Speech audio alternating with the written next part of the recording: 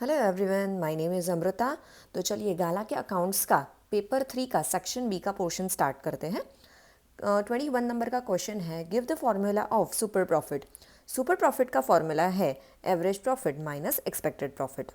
22 number का question है, which is the other name known for revaluation account. तो revaluation account का दूसरा नाम है profit and loss adjustment account. ये क्वेश्चन आपको एमसीक्यू के अंदर भी पूछा जा सकता है। Question number 23, state the circumstances of the retirement of any partner. तो दो सर्कमटेंसेस होते हैं पार्टनर्स के रिटायरमेंट के लिए as per Indian partnership act, और दूसरा है voluntary retirement of a partner due to his any personal reason. 24 नंबर का क्वेश्चन है, what is the reconstruction of partnership. ये क्वेश्चन लगातार ये तीसरे पेपर में रिपीट हो रहा है, तो I guess it's a very important question.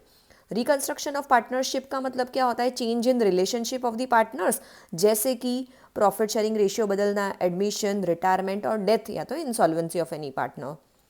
25 number का क्वेश्चन है, what is the effect of existence of the firm when the partnership is dissolved. तो पार्टनरशिप डिसॉल्व होना मतलब क्या हुआ कि रिलेशन डिसॉल्व होना, एक रिलेशन खत्म होकर न्यू रिलेशन स्टार्ट होना। तो पार्टनरशिप डिसॉल्व होती है तो फर्म चालू ही रहती है, पार्टनरशिप फर्म डिसॉल्व होती है तभी फर्म बंद होती है। तो यहाँ पे हमारा आंसर आएगा पार्टनरशिप डिसॉल्व हो रही है, दैट मीन्स फर्म तो कंटिन्यू ही है। Question number 26, what is meant by issue of debentures for consideration other than cash. तो यहाँ पे यूजुअली हमने देखा होगा कि जब डिबेंचर इशू करते हैं या तो शेयर्स इशू करते हैं तो बदले में हमें कैश मिलती है, और इसी वजह से हम एंट्री क्या करते हैं, bank account debit to application allotment and then application allotment to debentures या तो शेयर्स। तो यहाँ पे issue of debenture for consideration other than cash का मीनिंग ये होता है कि हमें कैश के अलावा या तो कोई एसेट मिल रही है या तो हम कोई बिजनेस परचेस कर रहे हैं। दैट मीन्स कि land and building, plant and machinery या कोई बिजनेस खरीदने के सामने हम उनको पैसे नहीं दे रहे, हम उनको डिबेंचर्स दे रहे हैं। Next question is 27, when is ratio useful. Ratios are useful when they are compared with any standard. ये स्टैंडर्ड कौन से हो सकते हैं? तो एक तो वो इंडस्ट्री स्टैंडर्ड हो सकता है, या तो हम कंपैरिजन कर सकते हैं हमारे कॉम्पिटिटर से।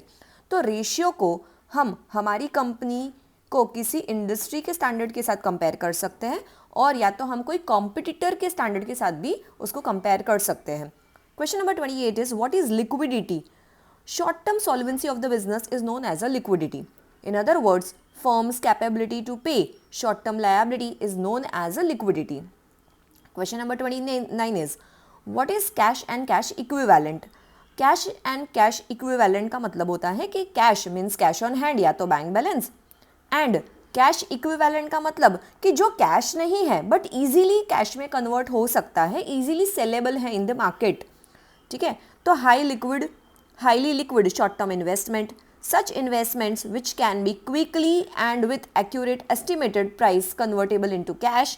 And third is investments in which the risk of changes in the price is very rare. Example के तौर पे है गवर्नमेंट सिक्योरिटीज़। तो ये सारी की सारी सिक्योरिटीज़ जो है या तो इन्वेस्टमेंट है वो ईजिली कैश में कन्वर्ट हो जाते हैं, hence it is known as a cash and cash equivalent. Last question is 30, in which activity is paid dividend is recorded. C dividend paid is recorded under financing activity. अब इसका reason ये है कि हम dividend pay कब करेंगे, जब हमारी कंपनी शेयर्स इशू करती है।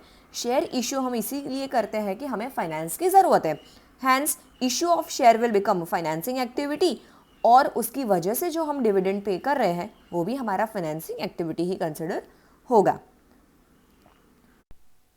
नेक्स्ट इज पेपर नंबर 4 का सेक्शन बी। पेपर 4 के सेक्शन बी का फर्स्ट क्वेश्चन है 21, what is capitalised profit. Capitalised profit means capitalised value of average profit on the basis of expected rate of return. तो अगर आपको याद हो capitalised profit में फॉर्मूला हम यूज़ करते हैं average profit multiply by 100 divide by ERR। 22nd number is, in which account revaluation accounts profit and loss is transfer.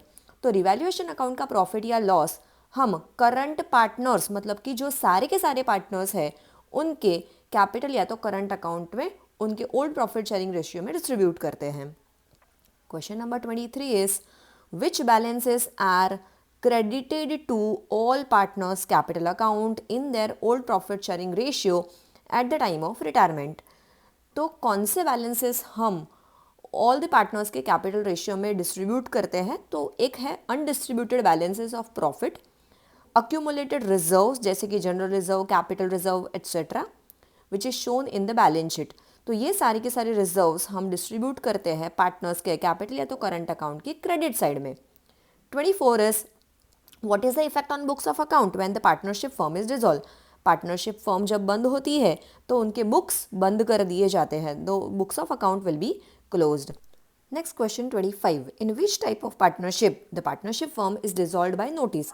तो इसका आंसर है in voluntary dissolution the partnership firm is dissolved by notice।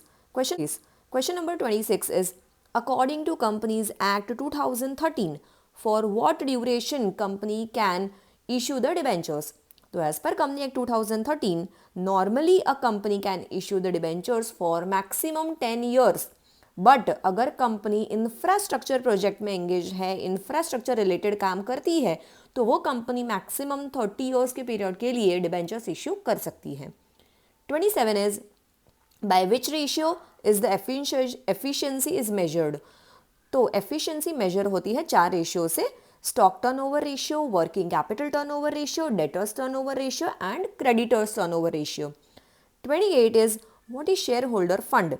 Share holders fund जिसको हम owner's fund के नाम से भी जानते हैं, जिसमें इंक्लूड होता है equity share capital, preference share capital, reserve and surplus and अगर प्रॉफिट एंड लॉस का डेबिट बैलेंस है जिसको हम लॉस कंसिडर करते हैं, तो अगर लॉस है तो वो माइनस हो जाएगा। 29 is what is investing activity. Investing activity means purchase और sale of long term investment और any other investment in which cash and cash equivalent are not included. So cash and cash equivalent में usually हम short term investment लेते हैं, तो long term investment का purchase and sale हमारा investing activity में आएगा। इन्वेस्टिंग एक्टिविटी किससे अराइज होती है? तो असेट साइड के जो ट्रांजैक्शन होते हैं, normally fix asset related transaction या तो long term investment related transaction, उनकी वजह से इन्वेस्टिंग एक्टिविटी क्रिएट होती है। Question number 30 is what are cash flow from operating activity. Operating activity का मतलब क्या होता है कि जो day to day business activities होती है, रेगुलर बिजनेस एक्टिविटी होती है, मतलब कि जो बिजनेस ऑपरेशन से जनरेट होती है एक्टिविटी, उनसे जो कैश फ्लो जनरेट होता है उसको हम बोलते हैं cash flow generated from main business activities. Okay, I hope आपको ये जो सॉल्यूशंस है वो काफ़ी यूज़फुल हो रहे होंगे। Thank you so much.